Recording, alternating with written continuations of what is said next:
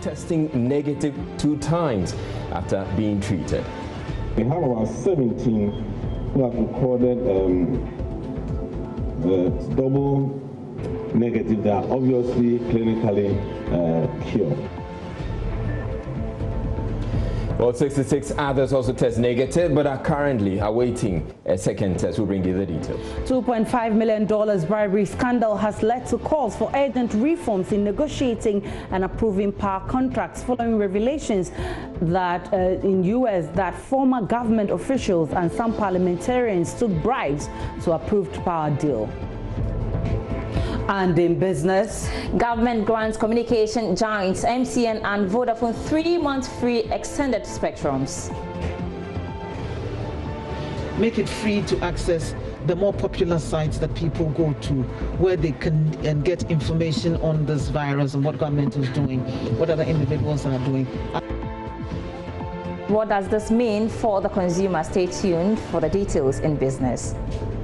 And for refusing to use the Medina Denton footbridges, pedestrians were forced to do drills. Supposed to use the footbridge. Why demonstrations are most society footbridge and people want to never. It was so bad. Yeah, I learned a lesson seriously. I'm Israel Lai, anchoring from home, and remember, Joy News Prime is live on digital terrestrial TV because we're free to air. My name is Aisha Ibrahim in the Joy News studios in Kokomlimle on digital address GA0992539. The bulletin is also live on DSTV channel 421 and GoTV channel 144. Please stay tuned in.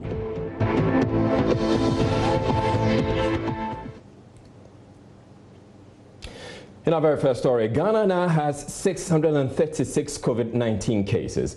This is the outcome of tests performed on samples of a total of 44,421 persons. The breakdown of the 636 positive cases are as follows.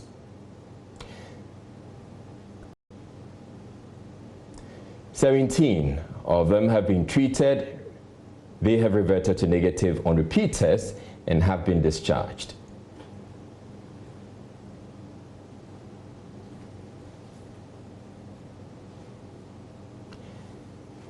And for the regional breakdown, as you have it now, the Ashanti region has 53.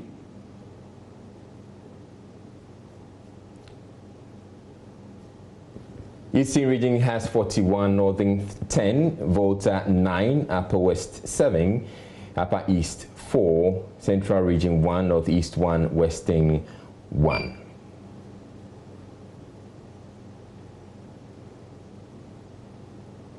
So Upper West, as you have it, 7, Upper East 4, Northeast 1, and Northern 1.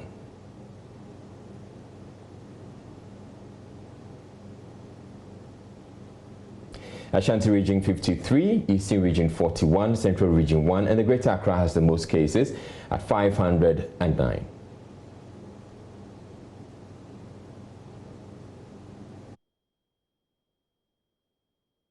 And the Volta region has 9.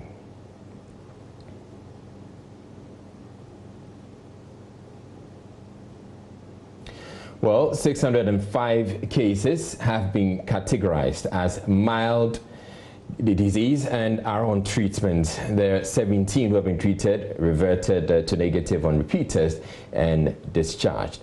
And then of the 636 confirmed COVID-19 cases, 268 were reported from the routine surveillance, 253 from enhanced surveillance activities, and 115 from travelers under mandatory quarantine in both Accra and Tamale. The Ghana Health Service says it has made giant strides in its efforts to combat the rapid spread of COVID-19, and 17 patients were deemed to have been clinically cured. Addressing a news conference Tuesday on Ghana's COVID-19 situation, its Director General, Dr. Patrick Abuaje, said another 66 patients were on the road to recovery. He added additional testing centers have been set up across the country. The Ghana Police Service, meanwhile, says it has arrested 406 persons for failing to comply with government's directives aimed at containing the spread of the virus. There is more in the following report. Global recoveries from the fast-spreading COVID-19 have so far been slow, despite thousands getting infected daily. Director General of the Health Service, Dr. Patrick Abuaji, says 17 persons are fully recovered. Currently, we have a definition of recovered as those who are positive and has recorded 2 consecutive negatives. And that's what becomes that you can claim that you are cured. Currently, we have 83 people in that category who have, a significant number have tested the first negative, but we have about 17 who have recorded double negative. They are obviously clinically cured, and that's quite good. He also revealed testing centers have been opened, bringing the number to 6. Our current testing sites has been expanded in Obuchi, in Accra, KCCR, and Kumasi. In the last few days, we have brought on the National Public Health Reference Laboratory in Kolebu. They are also doing so. The Veterinary Service Division in Accra and Pong Tamale have also joined in testing, and so CSR too is testing. So we are slowly expanding our capacity to test, because that's extremely important, because the essence of treat, test, and manage is to identify and isolate all positives from the community to prevent further spread. The Ghana Police Service has been at the forefront of enforcing the restrictions imposed on movement and social gatherings. 406 people have so far been arrested. ACP Lydia Donko is head of prosecutions of the Accra region. State here for emphasis that if you are arrested, you will be prosecuted after successful investigations, and you are found guilty, you are likely to pay a fine ranging from 12,000 Ghana cedis to 60,000 Ghana cedis, or to a term of imprisonment of 4 up to 10 years, or both. So it is in your own interest to comply with the rules and regulations, ensure that you are staying at home. If you are found on the road and the officers are compelling you to go back home, ensure that you do not engage in any resistance with the officers. If you do that, you are going to be arrested, and definitely you will spend time in our custody and you will not be free to go home. The Communication Ministry has developed a mobile application to help citizens report cases. Minister Eslowusu Ekufu assured it will assist in the fight against COVID-19. As at this morning, there have been 16,000 downloads already, even though it's just through the web link on Android. And the reports on it are interesting. About 100 of those have reported symptoms which are likely to be corona-related. So we'll pass on that information to the Ghana Health Service. So we now know that the GH COVID-19 Tracker app has been downloaded by some 16,000 people, or 16,000 times, in some 24 hours after it was launched. The Minister of Communications, Eslowusu Ekufu, says reports and information gathered on the app would be forwarded to the Ghana Health Service to augment contact tracing efforts, adding the app will make use of telephone-related data among other sources in its operation. Our in-house geek at Joy News, Kabran Nkrumah, is now in studio to speak with us about the app. Hello, Spiky. I guess we're not taking any chances after yesterday's hiccup with the internet. At all, we're not.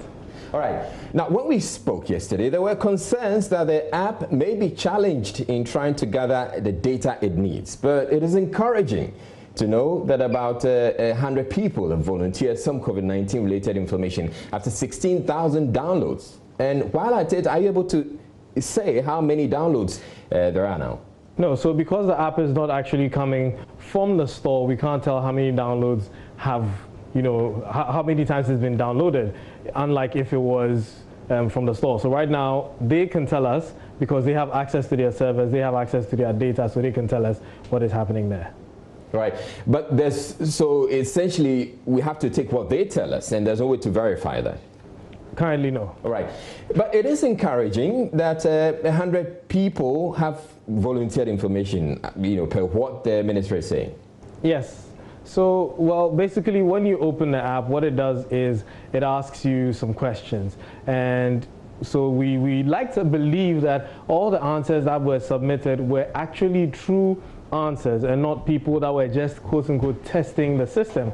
Because I've seen elsewhere on social media, people have said that they were just trying the app, so they decided to just go into the app and then, you know, answer the questions anyhow. So some could be actual situations that were right, and some could be just people just trying the app. All right. So it could be that of the 100 people that the minister is talking about, they probably may be giving false information. There's a possibility. Or misleading information. There's a possibility. All right.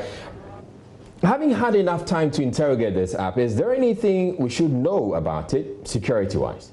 Okay, so there have been concerns raised on social media. A lot of people are complaining about how the app is asking for more permissions than it should have. And I'll show you right now. If you install the app, as you can see on the screen, if you install the app, you actually get asked to enter your phone number and your email, and then you agree to the terms and conditions. Now, if you read the terms and conditions, there's the one line that actually says that you're giving the app access to your GPS location, and it can track you. So basically, GPS services and Bluetooth services are what you're giving permission to.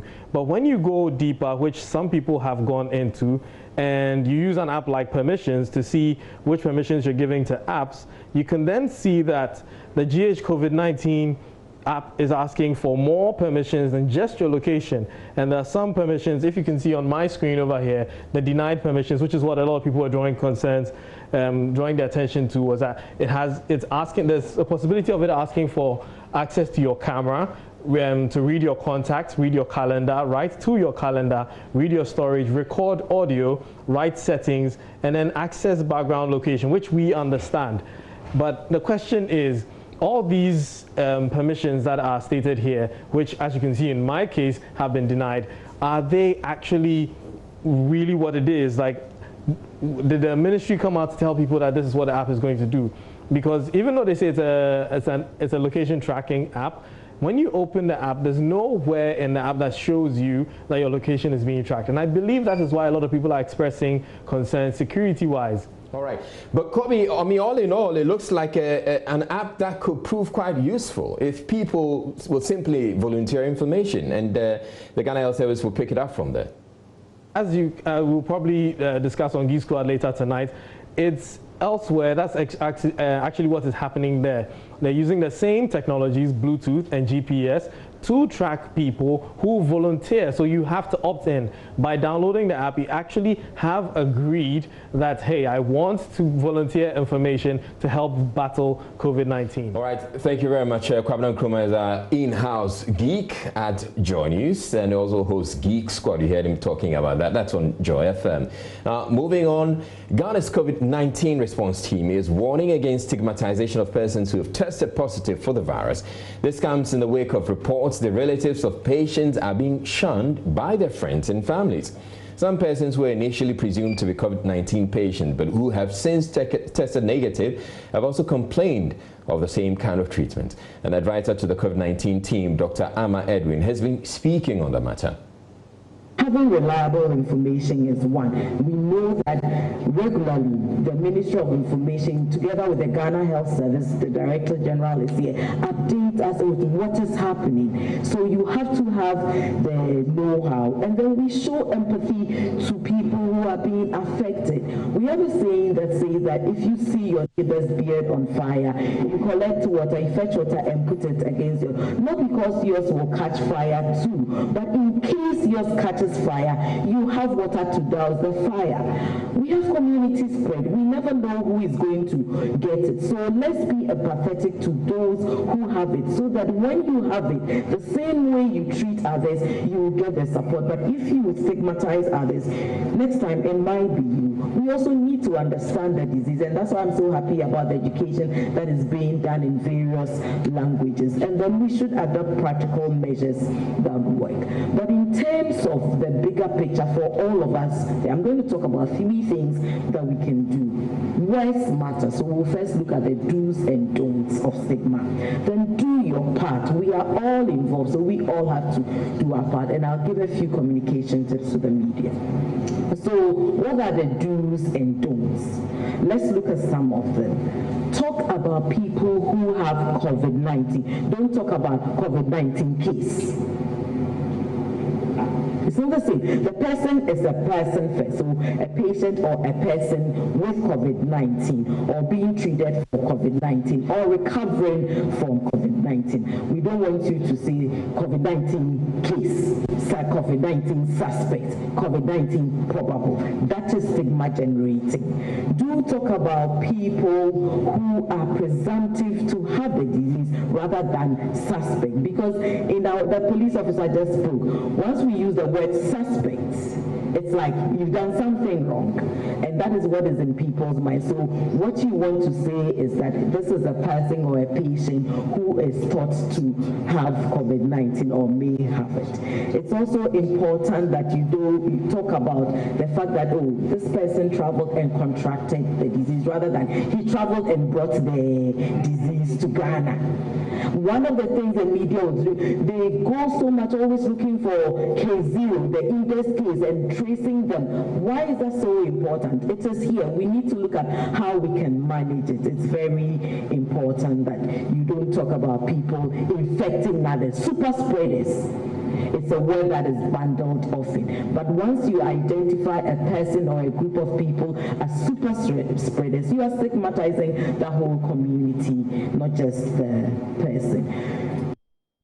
The Noguchi Memorial Institute for Medical Research has taken delivery of a new device capable of testing samples right in the field. The equipment, known as Molecular Workstation, will help Noguchi, which is Ghana's foremost research laboratory, increase its testing capacity and reduce the waiting time. The device, which cost in excess of $30,000, was donated by M-Pharma, a partly Ghanaian-owned pharmaceutical company with presence in other African countries. Gregory Roxon is the co-founder of M-Pharma. Been doing in leading the way in testing in this country. And we believe that the way for us to continue to have a handle on this pandemic is for us to be able to boost the testing capacity in this country. So working with our partners, we are donating today a portable molecular workstation. And the reason why this device is very important is that it will allow Noguchi to do remote testing, which means Noguchi would actually be able to during contact tracing, be able to test people as they are tracing them without having to wait to bring in samples to the lab to do tests.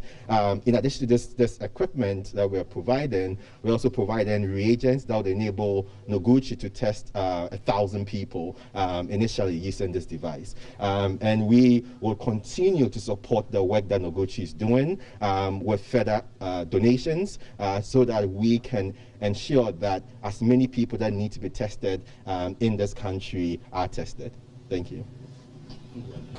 Director of the Noguchi Memorial Institute for Medical Research, Professor Kwabena Bosompem, who received it, says it will help in Ghana's fight against COVID-19. When it comes to responding to public health emergencies, there are some very key principles that we look at. The first one is prevention. The second one is detection. Then, of course, diagnosis, and then the management, and then name it what, and all that rescue, name it what, will come in. So when it comes truly to a disease like COVID-19, prevention is our key. Now, for us to prevent, we need to be able to know where the disease is and where it is moving or coming from or going. And the only way to know that is to be able to do detection or testing. Now, the special thing about today's donation is that the equipment, the molecular workstation that has been presented to the University of Ghana Noguchi Memorial Institute for Medical Research is fairly unique, and it is the first one we are having now. It's unique and the first one we are having because this equipment is made such that we can just lift it up with ease, take it to the field anywhere in the country, and do testing. What we have already in place at the Institute are very specialized equipment for testing, but they are so sophisticated, they are multi-purpose, they do so many other things, and therefore, if you move an equipment from just one foot from where it is you will have to come back, recalibrate it, set it up, have certification, and a whole lot of things. Leader of Ghana's coronavirus test team, Dr. Samuel Kaba Akoreya, who was present at the event, said once testing is intensified and cases identified early for treatment to begin, there may not be the need for ventilators. On behalf of the Minister of Health, who right now is very engaged, the Director General of the Ghana Health Service, and on behalf of all Ghanaians, I want to say thank you so very much to the organizers of this donation. For the past weeks and past months, you will all be hearing people talking about ventilator. People have come to know ventilator as if it's now a regular machine. But the reality is that ventilator is the last resort we need in the management of COVID. When you are critical and just about to die, you just need it. But we don't need to get there. What is critical for us is to be able to detect as early as possible and treat people, which means that one of the most important pillars of managing COVID is laboratory testing before you even get to your ventilators we've been talking of. So today, on behalf of the Minister and the Director General of the Ghana Health Service, I want to say thank you so very much, because this is actually what we need. This is what will make the difference. Test early, diagnose early, treat early, and you don't have to get to a ventilator. The statistics shows for itself that when people get to ventilator, very few come out. But when people are diagnosed early, very many of them survive. So thank you so very much, and we hope that we'll get more opportunities and possibilities to be able to do early testing. Thank you so very much. The African Center for Energy Policy, ACEP, is calling for reforms in how power contracts are negotiated after it emerged Ghanaian banker Asante Berkun allegedly bribed Ghana government officials and MPs between 2015 and 2016 to facilitate the award of contract to a Turkish firm. According to a complaint filed by U.S. Securities and Exchange Commission, the former executive of a foreign-based subsidiary of U.S. bank Goldman Sachs arranged for his firm's client, a Turkish energy company, to funnel at least $2.5 million to a Ghana-based intermediary to pay illicit bribes to Ghanaian government officials in order to gain the approval of an electrical power plant project. The complaint further alleges the banker helped the intermediary pay more than $200,000 in bribes to various other government officials, and he personally paid $66,000 to members of the Ghanaian Parliament and other government officials. Now, my colleague Winston Amwa joins us in the studio with more. Hi. Hi, Aisha. First, tell us more about this deal, how it all started. So in 2014, Goldman Sachs, through its subsidiary in the UK, that's London, its MD contacted Berkun, who was a specialist in to actually help in getting a deal for their client and the energy company in this instance. And the idea was that if their client, which was coming into Africa to build power plants, succeeded in coming into Ghana, they would be tasked with arranging finances for their client, and so that would benefit the entity. And so this client we're talking about that is named as the energy company, because there's a talk of the parliamentary ratification on the 17th of July 2015. We decided to check the Hansard of Parliament, and if you check the Hansard of Parliament on 17th July 2017, you realize 2015, you realize that it's actually AXA Energy. So they actually are the company we're referring to here, and that is how it all started. So from 2014, contact was made. By 2015, ratification was given in Parliament. Let's get into the specifics of the allegations of the bribery, Winston. So we're told that between $3 to $4.5 million was arranged to bribe various government officials for approving the power plant. And we're told that the energy company, that's AXA Energy, transferred at least $2.5 million to the intermediary company. Now, when Berkun was appointed to lead all of this, he actually hired an intermediary company to liaise with Ghanaian officials in ensuring that this was achieved. And we're told that at least $2.5 million was paid to the intermediary company, all or most of which was used to bribe Ghanaian government officials. So by April 2015, at the request of the intermediary company, Berkun and the energy company, as AXA Energy, arranged for AXA to transfer $500,000 to the intermediary company, which was used to bribe a senior government official, that's government official one, who represented the Ministry of Power in the negotiations. Now, around this time we had the Ministry of Power and they were leading in negotiations. And then on May 19th, the intermediary company also sends an invoice of 1.5 million, which AXA company transferred on the 22nd of May. After the approval, now the arrangement was such that after the parliamentary ratification, some amount of money would be given. But when the intermediary company requested for $1.5 million, the energy company here, AXA Energy, paid $250,000. So that was on the 4th of August. And, $210,000 was also used to pay smaller bribes to government officials. If you look at the document critically, it talks about, government officials, some of whom provided confidential information to, persons who were negotiating, to the energy company officials to be used in all of these processes, and talks about people within the power ministry and even engineers who were working on the project. But quickly, what do we know about government official 1 and government official 2 who we're told were paid bribes? So government official 1 we're told is a leading government official who actually led negotiations, and government official 2 assisted government official 1 in all of this.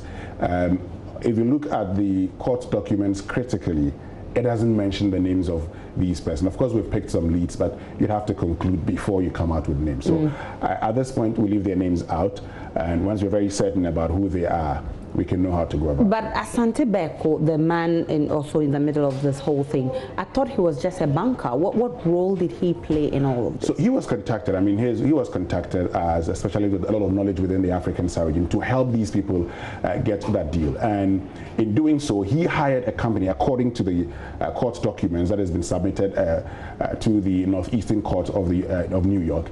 He then hired an intermediary company in Ghana to liaise with government officials. But let me just say that, Asante Beko has come out to deny all of these. And he says at no point did he pay any bribes. Now, he was contracted to do this job. Somewhere in 2016, it fell through, and then he was, hired in his private capacity to actually advise AXA Energy on how to raise $150 million from an international bank. And based on his role, he was paid 1.3%, which is $2 million. Quite interesting. Let me bring in Benjamin Boakye, who is Executive Director of the African Center for Energy Policy. Good evening to you. What do you make of this development? Thanks for having me, Acha. I think this just opened up an opportunity to really look some of the problems we have had are concerned. We were around over the period when contracts like the AXA, Ameri, Car Power, and all were signed. And we raised significant concerns about how these contracts, manifested. The speed with which they were signed were worrying for us. And we had indicated that for Ghana to get value for money, we needed to do due diligence. We needed to open up the process for people who were interested in those contracts or those opportunities to bid, for the opportunity, because they were not the only companies that could supply emergency power solutions, and therefore we didn't have to just directly negotiate with people nobody knew where they were coming from. They emerged out of the blue, and who contacted them, who procured them, we didn't know. And also when it comes to Parliament, quickly these deals were approved, and in most cases we thought that those contracts were too expensive and they were going to hurt the ordinary consumer in the end, because if politicians procure power plants, it is you and I who ultimately pay for it. The specific case in point, the AXA power plant, at the time our concern was that Ghana had already signed Car Power, we had signed Ameri. We also had landed power plants that were maturing that we could have supported to immediately come into operation to support effort to deal with the power crisis. But government was looking beyond those power plants and still negotiating with AXA, and we thought that was worrying. VRA, for example, had this KTTP plant that was nearing completion. They needed about $100 million to complete it, and government was not planning to give them money to complete that project, but rather go for a plant that was too old in our estimation, 8-year-old plant. If you're trying to solve your Dumsor problem and you're bringing dead horses, how reliable those plants were our concern. This certainly doesn't augur well for our energy sector. What should change in how we negotiate power deals? I think into the future we have to get to that point where we will have transparent processes. Open up competition can cure some of these challenges. Ensure that if you need emergency power, you put it out there, and emergency power suppliers can bid for it and supply you the power. Ultimately, none of them delivered on time, to help us solve our Dumsor situation. And that tells you that some of these problems that are emerging at this point were the reasons why contracts couldn't be negotiated quickly enough to help us deal with the emergency situation that we had on our hands. So we need to really change our procurement style. Ministers are not procurement officers.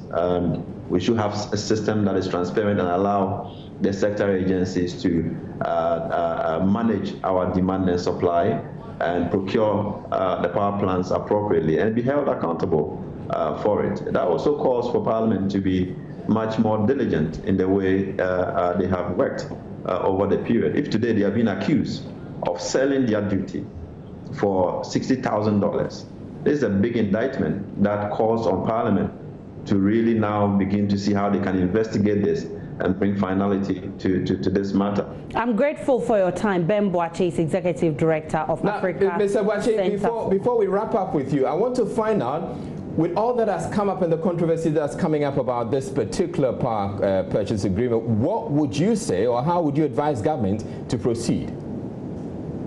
No, I think government has to take up the matter and investigate it fully. We cannot expect the U.S. to protect the interest of Ghana. We keep paying, even though AXA is not generating as they should, because we have signed a take-or-pay agreement, whether we need the power or not, and we are paying 4 cents per kilowatt hour for a dead plant. And this is an opportunity for us to look at that contract, to say that perhaps something went wrong, and if clues are being given us free of charge, we have to hook on it and investigate to see what savings we can have, for the country and for the consumers of power in general. Joseph Opoku Gakpo, my colleague, also joins us via Skype with more of the information. Gakpo, we gather the company's contract was extended by MPP government and they even got tax waivers recently. But we hear government has been speaking. What more do you know of this? His audio is not audible enough. We'll get him back on the line to give us more information on this one. We're still live on Joy News Prime. We'll take a break. We'll be back with more. Time now for business. Sandra Apeno is here with the very latest from the business world. Hi, Aisha. Free spectrum. I can't wait to pay less for data. Aisha, I know you enjoy your funny videos and also your research for PM Express and the news, but I know you love funny videos. So are you going to pay less? We'll be hearing that from the Communications Minister shortly. They better give us less price. I know, right? Celebrating 25 years of joy. My name is Sandra Apeno. So always I'm here for business. You may be paying less for data soon. This follows government's free extended spectrum to telecommunication firms, MTN and Vodafone Ghana. This arrangement will span over the next 3 months. Communications Minister Esla Owusu-Ekufo has been given more on what it means to the consumer. We're hoping that will also, they will translate that they will also transfer that to consumers, give them more data for what they're paying currently. Those are discussions that we're having with them currently. Their fear is that if we make it easier for people to browse, the entire network will collapse. And so they're a bit reluctant to either reduce prizes or provide more capacity. What they're trying to do is to make it free to access the more popular sites that people go to, where they can get information on this virus and what government is doing, what other individuals are doing, as quickly as possible. They've zero-rated all of that. And for our students to be able to study, they've also zero-rated educational sites, so that for particular sites, they've made it free for people to access.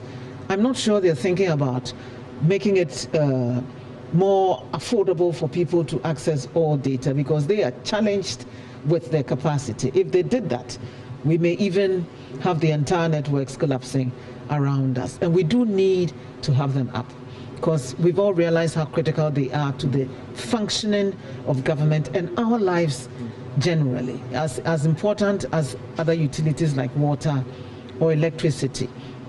And so, as I indicated in my presentation, we all need to moderate our online behavior a little bit and prioritize the uses to which we put our data. In other news tonight, the board of the International Monetary Fund, IMF, has approved the disbursement of some $1 billion to governments. This is to help governments in fighting COVID-19 pandemic. According to the finance minister, all things being equal, the fund will hit the central bank's account by this weekend. What does this mean, especially when we are being told that the support comes with no conditionality? Professor Osei Sibe is an economist and he joins me via the phone lines now. Good evening, Prof. If you can hear me, thanks so much for your time. Now, we know that we are withdrawn from the fund program. Ghana has a lot of debt overhang as well, and the IMF is also predicting that our growth rate will be reducing by some 1.5%. With these conditions, all these unfavorable conditions that we are having, why will the IMF want to give us $1 billion? That's quite a lot. That's quite a lot, but this is very different from the past programs that we have gone to. As you know, we are in an emergency situation, and this program has been designed to support countries in the event of a crisis where they might have also come into maybe some sudden shock, or they are facing emergency balance of payment situation. And if you look at what has happened with regard to the COVID-19, which is a serious shock to the economy, definitely Ghana government wouldn't be able to meet its external financing conditions, and also even the domestic budgeting support. It's definitely going to be difficult, given that there's going to be huge revenue shortfall. And therefore, the IMF has this program for low-income countries where they are in such difficult situation. So this is different, and the difference is that unlike the ECF, that is the external credit facility, which we just exited some few months ago, this one is a concessionary loan, which does not come with any exposed conditionality, meaning that you don't need to follow any strict guidelines or conditionalities like fiscal consolidation or reforming any aspect of the economy. There's none like that. It's also interest-free loan. You don't pay any interest on it, and it also has an advantage of you having about 5.5 years grace period. Great. And so this is very much different from what we already have or what we had already gone in for, which makes it quite good. It provides you that kind of fiscal space for you to be able to meet your emergency needs. Well said, Prof. But the finance minister has been outlining where the money should be channeled, for example, stimulus packages for SMEs. What's your take on that? Well, I think that is good, because you need these funds to try to shore up your economy, to particularly where businesses are reeling in a very difficult condition. You need to be able to support them so that when this lockdown is released or is eased up, they can be on their feet to start working immediately for the economy to come back to force. Otherwise, you're going to be in a very long time recession, which can you have a deep scar on the economy. So I think that such funds, because it's definitely definitely not free, although it's concessionary loan. You're going to pay it back in 10 years after the 5 years. And therefore, you have to put it in the productive sectors of the economy where it will be able to generate enough revenue for government to be able to repay this money when maturity period is due. So I'm happy that the money is not going into the social spending areas where it has very limited refinancing capacity. But if it's going into the productive sectors, into infrastructure, into supporting businesses which are in difficult conditions at the moment, then I think that it is something that is good that will help this economy to bounce back.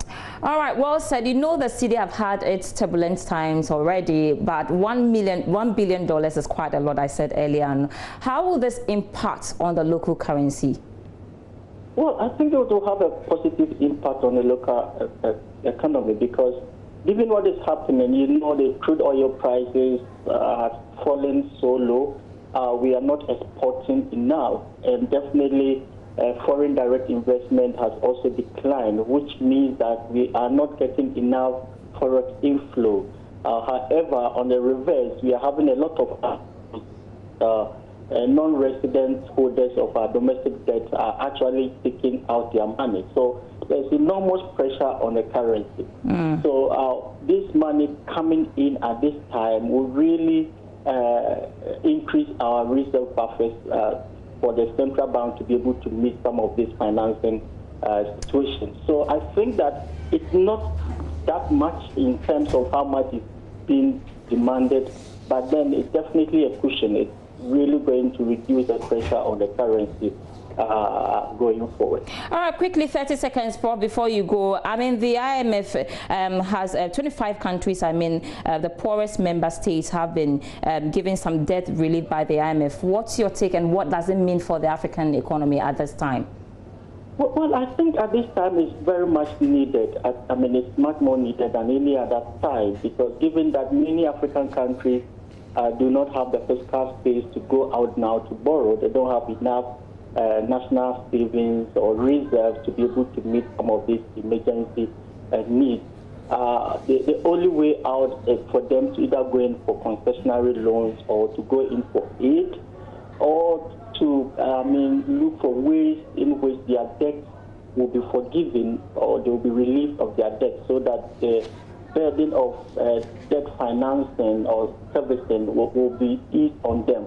And therefore, I think that it's in the right direction for such countries to call for debt relief at this time because of the limited fiscal space that many of them have. Otherwise, quite a chunk number of them will run into very difficult situations or into bankruptcy because they wouldn't be able to pay their debt or service their debt when they are due because of this condition. Because no revenue is coming in. Exports have tumbled. Businesses are not working, so tax revenue is almost down, and therefore the only way out for developed countries and for multilateral institutions to help African countries is to... All right, I'm grateful for your time, Professor Eric Osei-Sive, and that will be all for the first part of Business. I'm surely back after 8 p.m. with more.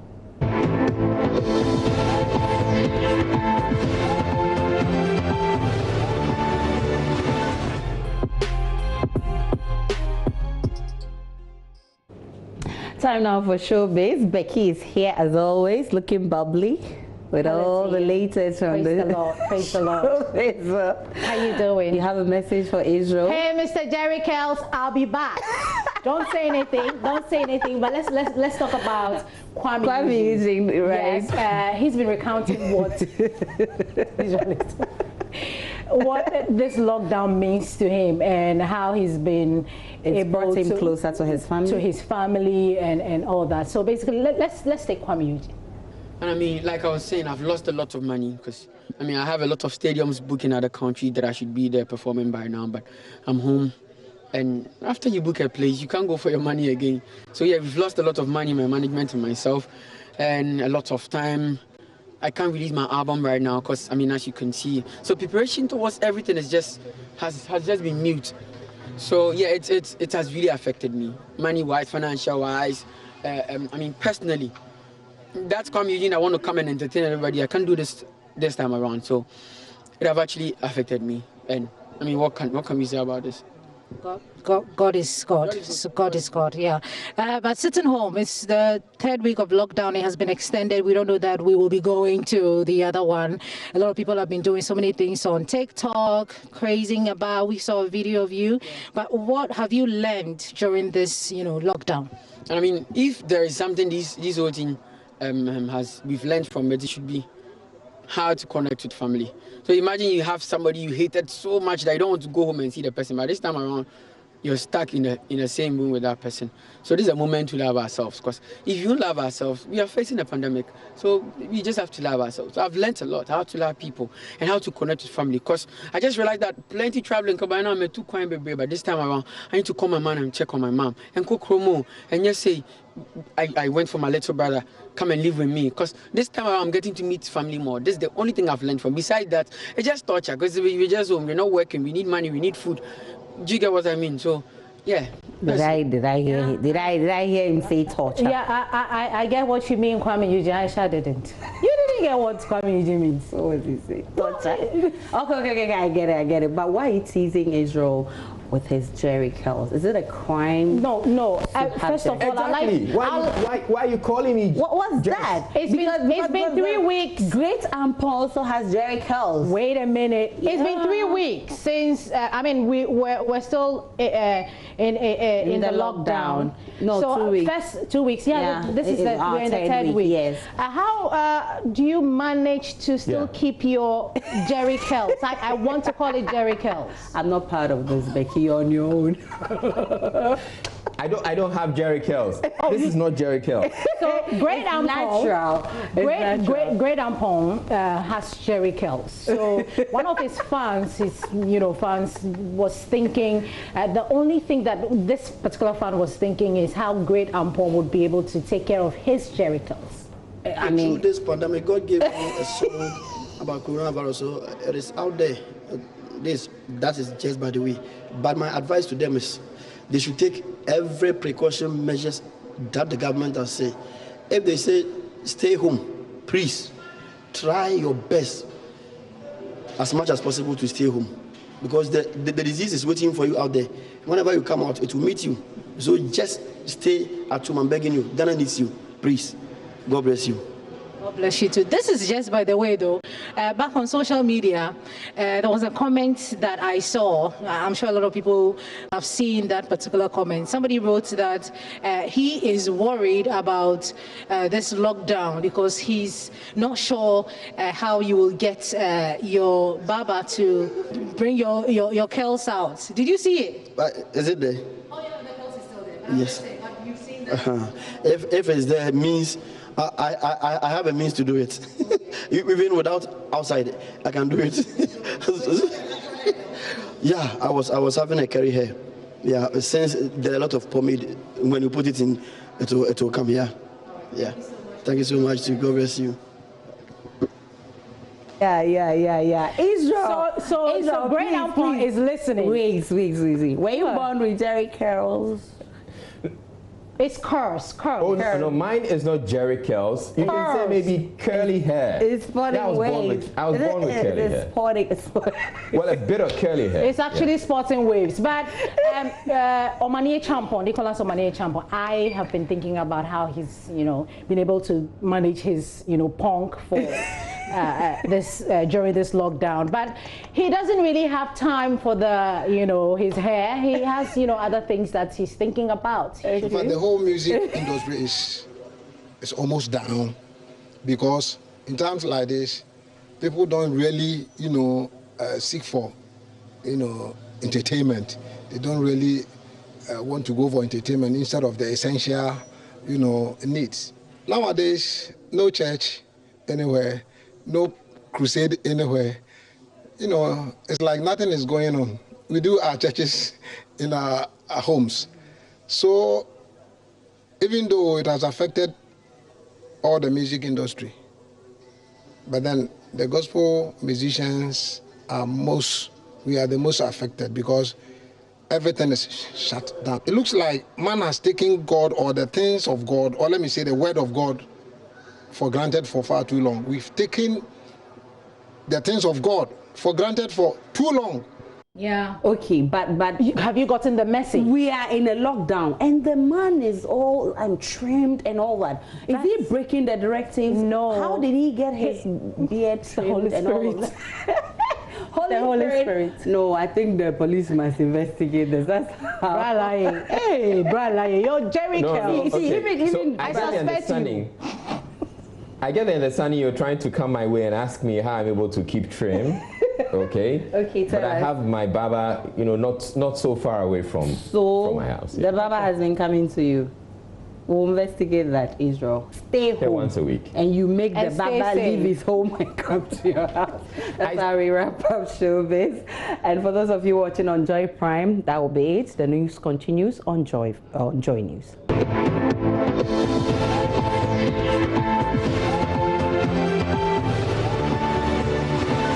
Welcome back to Joy News Prime. And former President John Mahama has provided relief packages for over 20,000 homes in Accra. The distribution focused on pregnant women, nursing mothers and children. Making the presentation, former President Mahama said the donation is targeted at deprived households that face the grim prospect of starvation as a result of the fallout from the COVID-19 pandemic. Accordingly, I have in view of the situation procured and will be making available food items to cater for a total of 20,000 households in the areas affected by the lockdown. These include Greater Accra, Kaswa, and the Greater Kumasi area. Apologies to His Excellency. Ladies and gentlemen, these items, rice, oil, vegetable oil, and canned fish, will be delivered to our traditional rulers in the lockdown areas, the Ga Traditional Council, the Tema Traditional Council, the Kpong Traditional Council, the Utu Senya Traditional Council, the Asanteman Council, and the Council of Zongo Chiefs in both Accra and Kumasi, and the umbrella bodies of faith-based organizations and people living with disability. The former president also called for fair distribution of NADMO supervised reliefs as well as the involvement of traditional and religious leaders in the exercise to ensure proper social distancing during the exercise. In order to ameliorate this challenge and ensure transparency, I reiterate my suggestion that the government must actively involve the traditional authorities, assemblymen and women, civil society organizations, and local civil society organizations and NGOs, in addition to faith-based organizations, to steer and ensure fair, equitable, and non-partisan distribution of food and essential items to the vulnerable, including persons living with disability. These critical stakeholders I've mentioned know their communities better, and they know those who really need support. And so let's involve them now. Let's now get to our earlier story of how government officials take bribes to facilitate power deals. And my colleague Joseph Opoku-Gakpo joins me on Skype with more.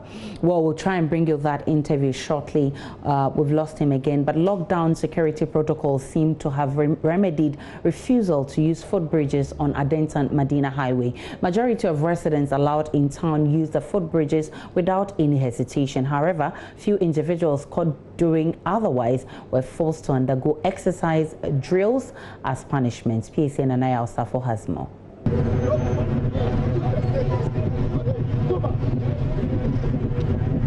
It's day 16 of the lockdown in parts of the country. I'm here at the Medina Zongo Junction in the Greater Accra region, where about 10 police and military personnel are currently maintaining order and turning away all pedestrians and citizens that deem unfit based on the criteria set by the President Akufo-Addo. All students, personnel and people without the rightful tax, either be they health workers or journalists and others, are being turned away. Also worthy of note is that for the footbridges that were set in the same area, for which authorities had a hard time making citizens comply, it would seem the problem has been solved by the lockdown, as almost all citizens we saw in fact have been using the footbridge facilities. The few culprits caught breaching these laws were punished severely. You're supposed to use the footprint. Why your demonstrations are anyhow. Most society footbridge and people want to never do. I don't know what is there any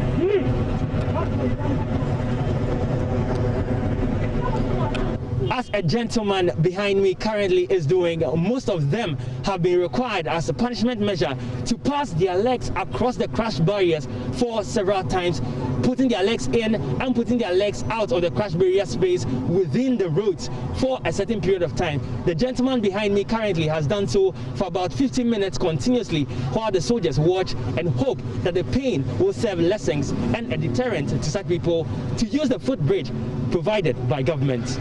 It seems the punitive measure made the right impact. Many of the culprits who spoke to Joy News said they had turned a new leaf. Sami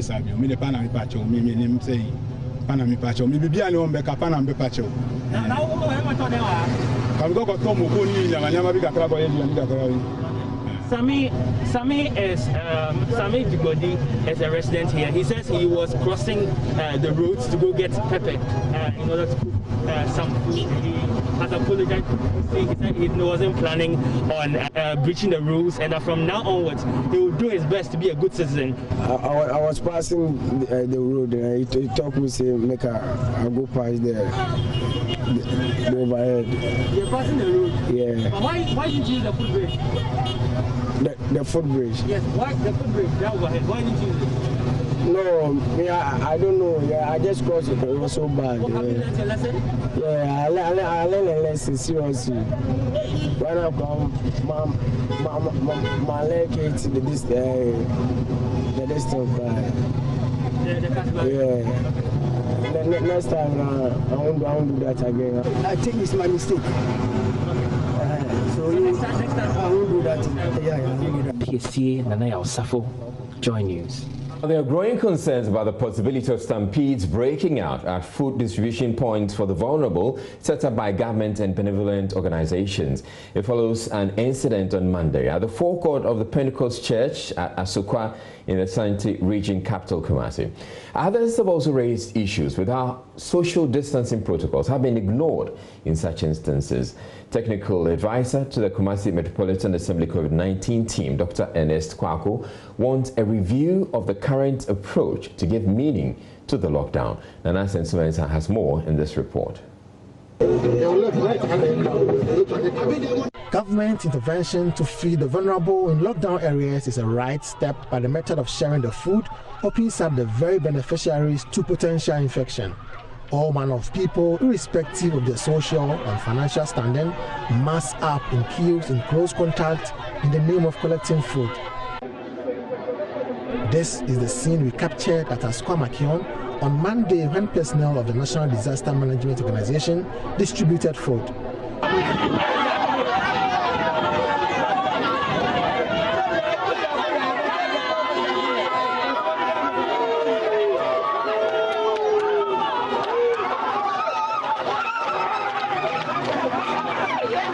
Dr. Kwakun says the situation has a risk of rendering government efforts in curbing the communal spread of the virus a mirage.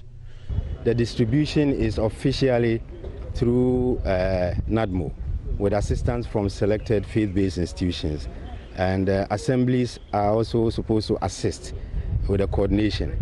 I believe all these three agencies that are helping with the distribution of relief items should adapt, to find adaptive means to make beneficiaries take their fair share. You see, the first message I will send out is that potential beneficiaries of these relief items, they themselves should realize that if you rush and you crowd together, you are putting yourself in danger. Yes, you want the food, but you might go home with a disease. City Mayor Osiasi Benchi acknowledges the challenges and endorses calls for new strategies for execution. He warns gate crashers to desist from causing confusion wherever food is being shared. When food are available, the way they rush in getting their share. In fact, I will use your medium to advise them that we are there for them, we are cooking for them. And whatever their number is, we will make sure each and every one will get his share. So anytime the food is there, they have to exercise the needed restraint, be patient, form a better queue by distancing themselves, and each and every one will get it. I'll use this medium also to talk to all my NADMO officers who are supervising this exercise, that anywhere that they go, first of all, they should talk to the people even before they start administering the food to them. In a square incident, it took the district police commander, Superintendent Osum Piani, and his team to disperse the crowd. Yeah, the numbers were very huge, and it's not only this place. We had about 4 centers: Makiong, Open Bible, Prabon, Pentecost, and then Atosu Pentecost. And all those places had more than 500 people trooping in to take this ration. My advice is that this disease is real, so they should adhere to advice from the health service that we need to observe social distance. That's the major problem we have today. When you try to advise them to go behind certain limits before they can come in and collect what is due them, they wouldn't even listen to you. That was the major problem we had. But by way of intervention and talking to them, we've been able to get to where we are now. The Member of Parliament for Kwabre East in the Ashanti region says she is extremely unhappy with how her constituents are flouting government's restrictions on movement. Francisco Ting Mensah says mass gatherings are a major setback to the fight against COVID-19, especially with a growing number of confirmed cases in the country. She advised the constituents to adhere fully to health protocols recommended by the Ghana Health Service. There's more in this report. The MP has been supporting various groups and individuals with food and sanitary materials. These are funds I personally generated myself. I believe it is through the people that I have been able to get to this stage. Our president himself has donated 3 months of his salary, and that is a personal contribution he's making. And also, as a member of parliament, I also thought it wise that it will be proper for me to actually use funds which I have personally saved in supporting the citizens. She wants public attitude and actions to the coronavirus and government mitigation measures to change for the better. When you look at the compliance level, it is very low. Understanding on the directive is a bit difficult. When you even ask them why they are out, they give insignificant answers. So we will plead with them to comply with the directive.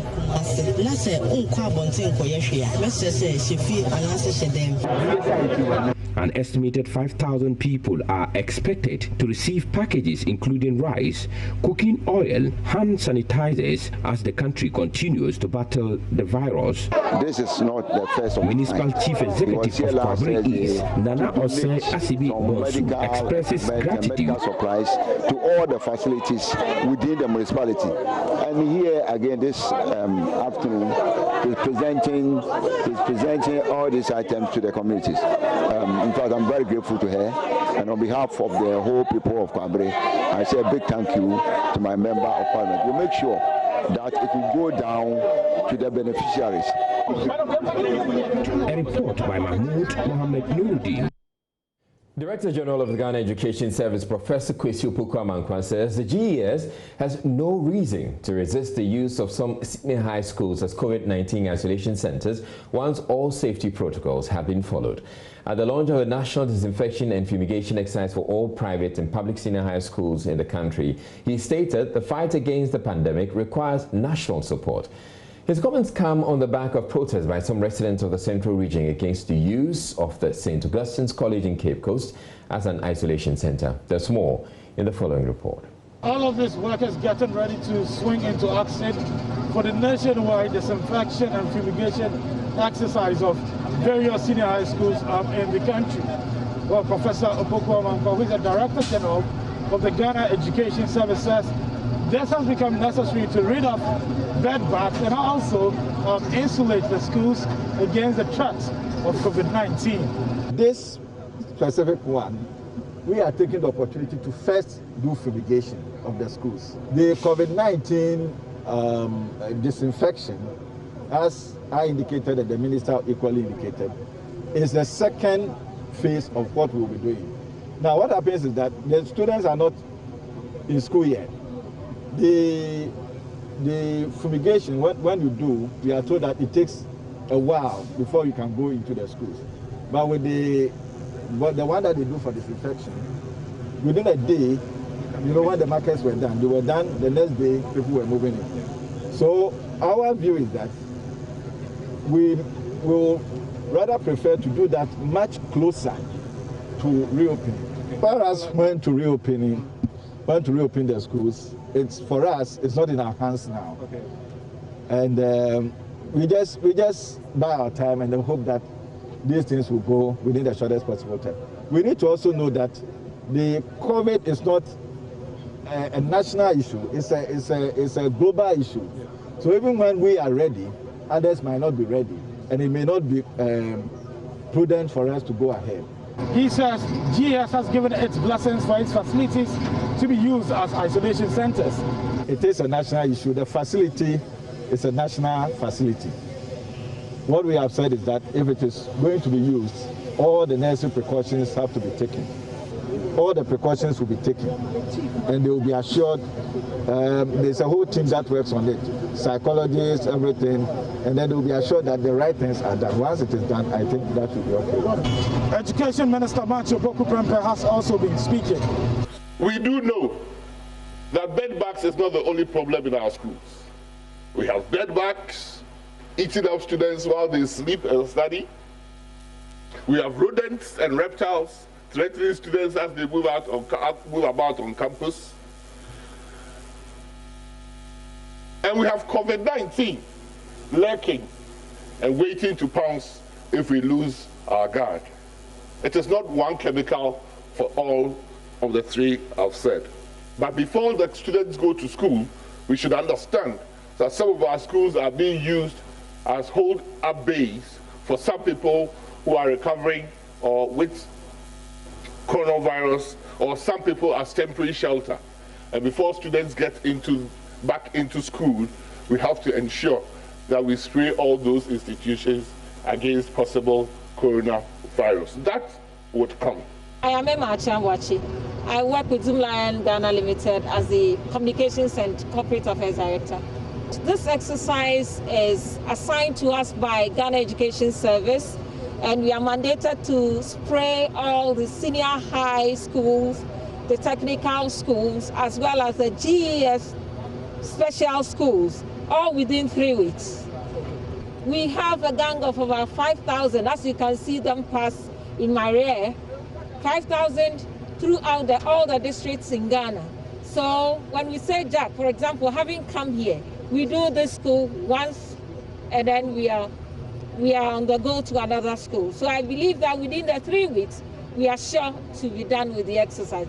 Renowned veterinary specialist and epidemiologist Dr. Martin Hoek says efforts to identify potential animal sources of COVID-19 are yet to yield positive results. Netherlands-based Martin Hoek, who is researching the coronavirus pandemic, says there's no scientific evidence that infected pets can transmit the disease to humans. He says pet owners should not rush into dispensing with such animals. Dr. Hoek was answering questions at Webinar conference organized online for science journalists across the world. Joy News' Mahmoud Mohammed Nuruddin joined the session and filed this report. So we've been monitoring them. So we look very closely at the genetic makeup of this virus, and we have found a very similar virus in the pendolin, but it hasn't been a perfect match yet. So we're still looking to the exact animal source, and we're not sure why we haven't found it yet. And we may never find it if it was some obscure animal from an illegal animal trade or bushmeat. But we have strong indication that this came from pendolin-like animal. SARS was from a civet cat. We found a perfect match in the genetic makeup of the virus in the civet cat and in the human population. Questions range from replication of viruses in humans to how their genetic materials change. The coronavirus, each time a virus replicates in a human cell, its genetic material changes due to errors in replication. And in the most cases, this results in a virus not being viable, not being infectious, and in some cases it results in the virus being more infectious. And also, as we see viral infections evolving with us, we see that the mortality rate of the virus actually goes down, while the virulence, so the ability to infect us, goes up. So it learns to live with us. And that is a natural selection process of the errors that are occurring each time the virus particles are replicated inside our human cells. The veterinary specialist indicates there is a lot to be done in finding a vaccine. And that's very interesting. It leads to very interesting, beautiful pictures of the genetic makeup of these viruses as they spread through our world and to our populations.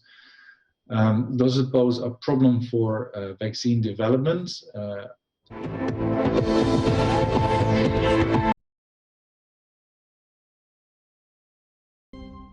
Many thanks for your time. And I'm Sandra Isinamapenu. Welcome back to business. To overcome challenges posed by the outbreak of COVID-19, some businesses have begun exploring other opportunities that could help them survive the economic turmoil posed by the pandemic. One of such businesses is bulk SMS distributor Haptel. Chief Executive Officer of the company, Alex Bram, says the outbreak of the coronavirus has helped boost their e-commerce platform, where other businesses can also utilize to grow. That's more in the following report. Bulk SMS distributor Haptel has been in the telecommunication business for quite some time now. The company has now diversified into other sectors of the economy. It is now, among others, offering e-commerce platform where businesses can operate on. It also offers food delivery services where people can explore, especially during these times. According to the Chief Executive Officer of Haptel, Alex Bram, the current business environment is responding positively to the new era driven by the coronavirus pandemic.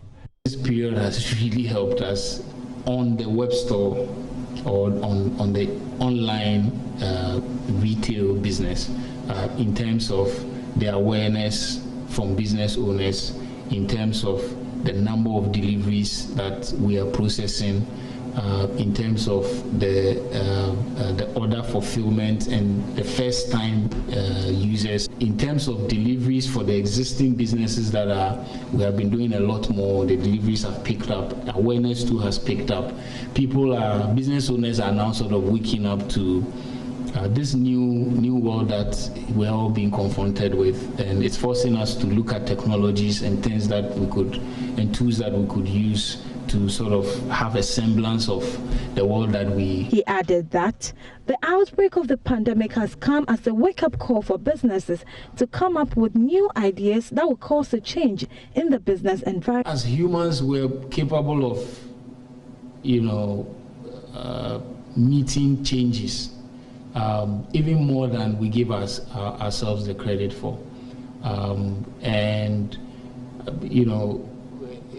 COVID-19 is one of those sort of revolutionary periods in human history where things change significantly. It's one of those 9/11 or Second World War, those kinds of periods, and it helps spur new technologies or new ways of doing things. And also, what would be good is if we're able to have an indigenous e-commerce business out of Ghana, built by Ghanaians, for Ghanaians, with our own experiences, using our own people.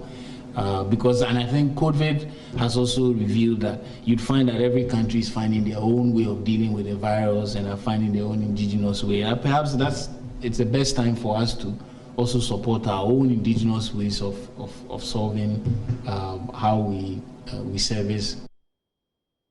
The Coalition of Graduate Unemployed Allied Health Professionals has with immediate effect withdrawn its services as volunteers of the National COVID-19 Contact Tracing exercise. Members are raising red flags about the way they are treated relative to their nursing peers. Health authorities say withdrawing their services at this critical time will go against their Hippocratic oath. Prince Appiah has more in this report. Contact tracing is very critical in a fight against this coronavirus pandemic. And one institution that is playing a vital role is the allied health professionals. But today, they have withdrawn their services. We've been speaking to the leadership in Ashanti region to understand the extent of their grievances. Our main concern is that during this pandemic, which is COVID-19, most of our members were deployed on a voluntary basis to help in the contact tracing as allied health professionals, with the hope that when the financial clearance comes, we will be involved. But to our amusement, we wake up last 3 days ago to see that the nurses have rather been cleared, leaving the allied health professionals who are the frontliners in this fight against this pandemic. So you said you are not going to allow your people to be part of the contact tracing anymore. Explain. Yeah, we are not going to allow our people to be part of the contact tracing anymore, especially the disease control, the field technician, and all other health professionals who are unemployed. We went to the Ministry of Health, we went to Ministry of Finance on countless occasions, and we were assured that our name have been submitted with the nurses. So hopefully by the end of this April or March, we will be cleared.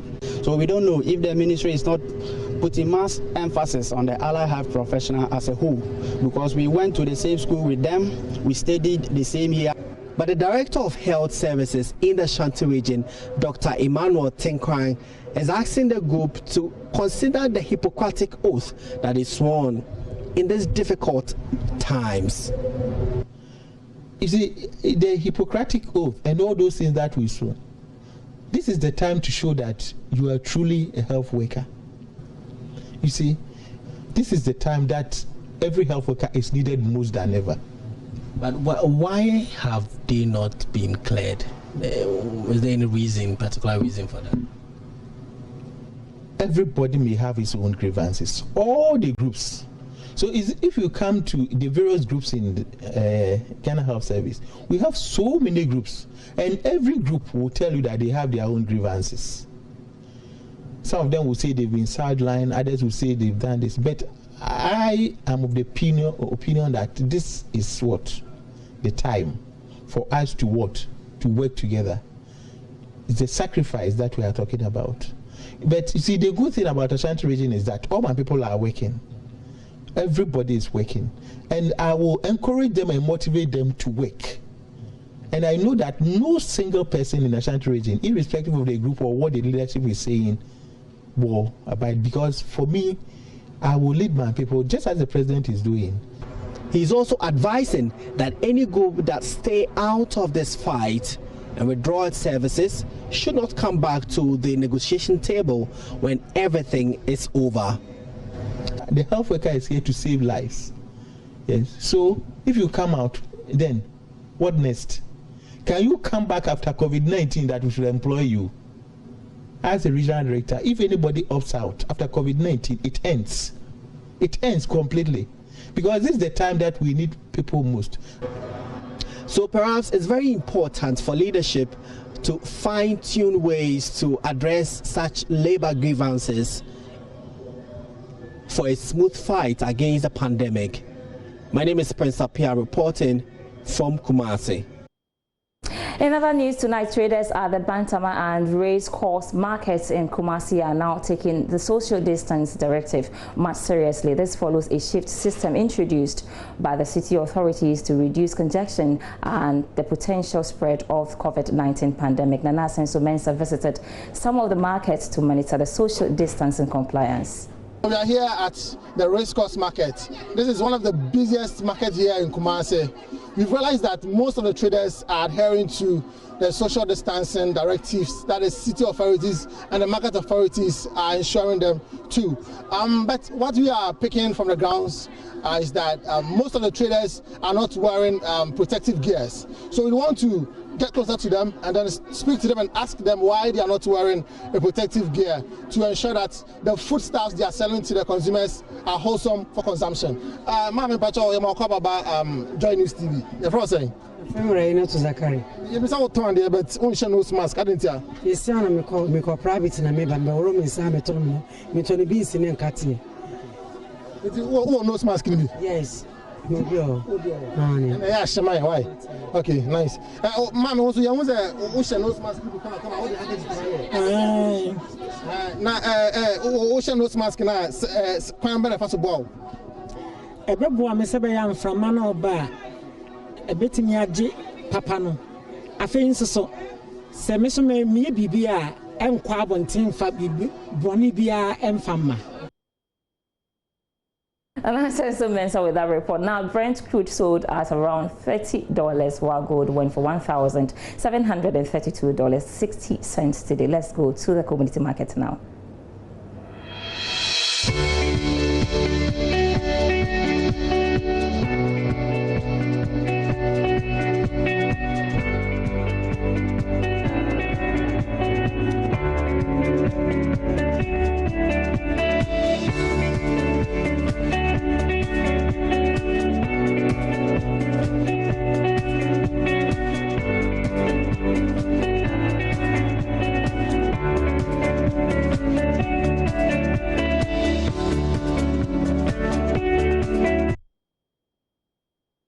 And that'll be all for business tonight with me, Sandra Sinama Penno. You can log on to myjoyonline.com/business for more business news updates. And Gary Al Smith tells me it's Bantama, not Bantama. Stay tuned for him with the sports news.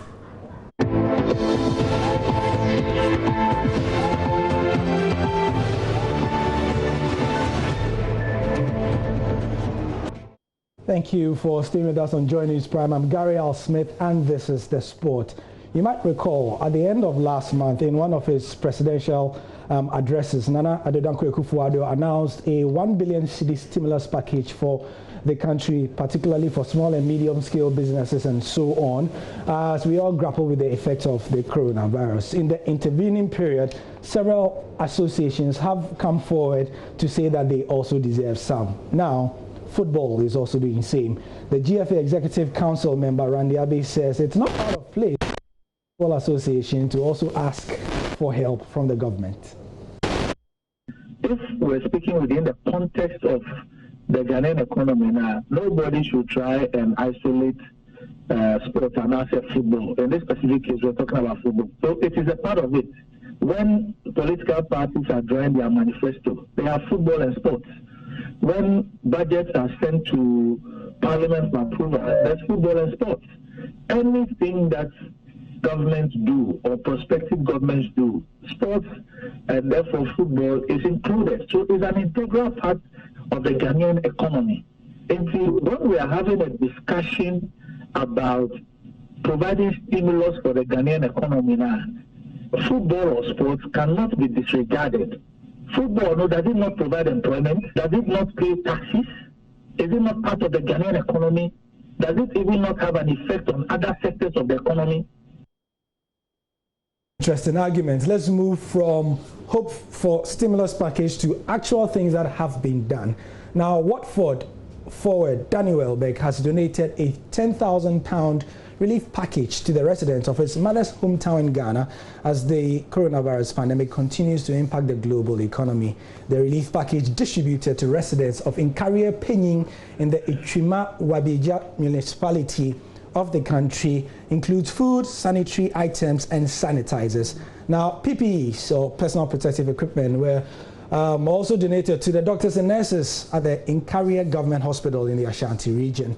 The donation was made in person by Welbeck's aunt, Charlotte Adjoa Tumotuom, who spoke of the 29-year-old's love for Ghana. Don't forget that England International was born to Ghanaian parents in London and last visited Ghana in 2017 to see his extended family and a school he funds in the Ashanti region. As all things do, one day the COVID-19 pandemic will end. And hopefully we will all be here to begin our normal lives again. And of course, that includes football. And we would have to be contending with Black Stars, call-ups, and everything that comes with the senior national team.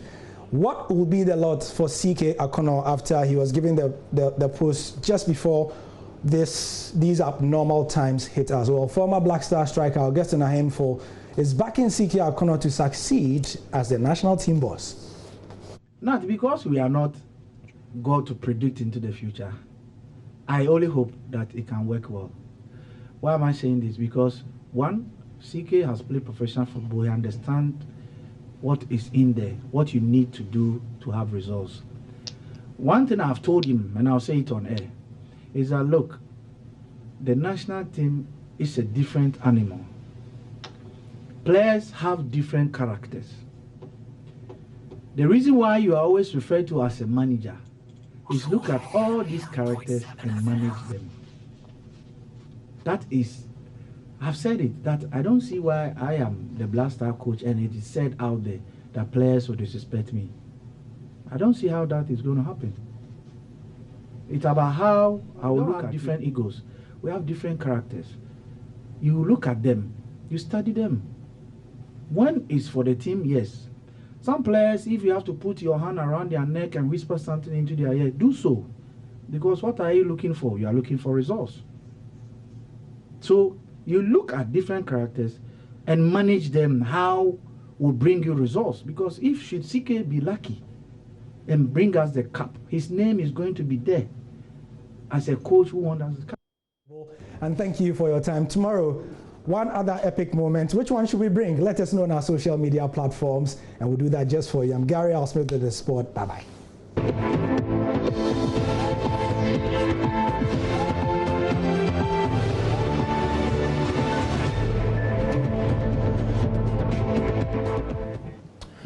All right, sure. Welcome back to Joy News Interactive here on Joy News Prime. And there are a number of stories on Facebook, but the one that I like to pick has to do with this gentleman who's producing face shields. And I'd like us to read a few comments there. Face shields become really important because when these doctors who are taking care of the patients go into the ICU especially, or they're having to work on a patient, they have goggles.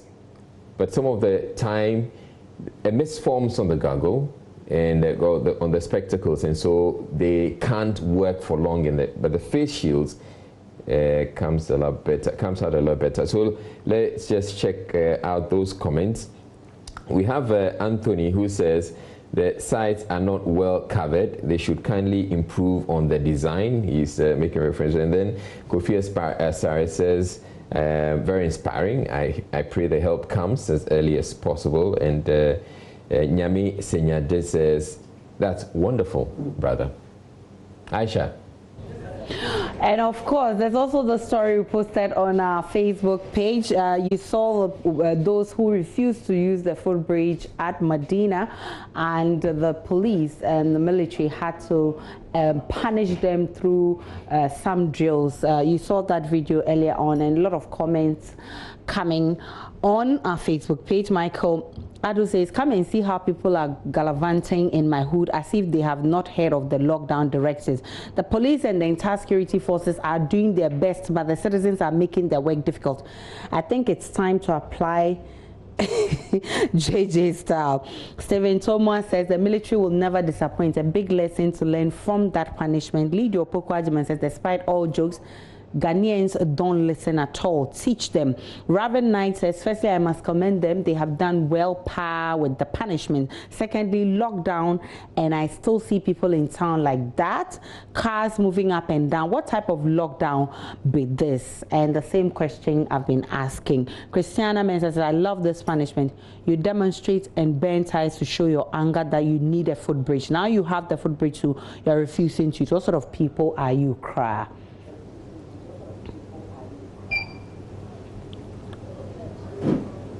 All right, and that'll be it for the bulletin. Thank you very much for watching. And Aisha, it's been good doing this with you. Definitely. My name is Aisha Ibrahim. Many thanks for watching. PM Express is Happiness with Evans Mensah. You don't want to miss that.